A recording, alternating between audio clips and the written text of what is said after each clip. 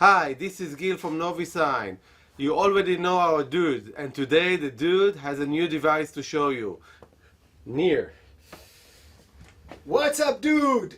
Hi, this is Nir from Novisign. Today I'm going to present you the new Minix Neo X10 Mini.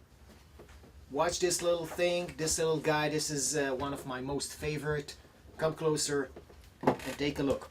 Now, just for the comparison, I have brought you his two older brothers, the Minix X7 Mini and the Minix X7 or X7i. Actually, they're the same.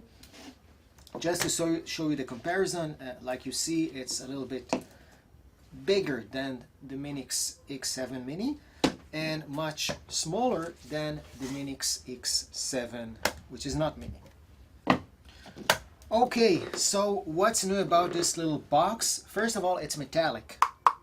See, this is metal. It's a metal case, while the other ones are actually plastic. So this one is actually octa-core. Come closer. Look at this. So this is octa-core. It's ARM Cortex A53 processor. It's actually RK3368. And it comes with Android 6, also known as Android Marshmallow, with 4K screen resolution, Wi-Fi, Bluetooth, RJ45, HDMI in, TF card slot, 2 USB ports. Well, this is for the power.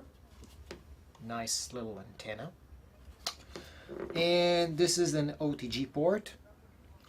What else do we have? We have the microphone jack, and we have the speakers jack, and we have a reset hole.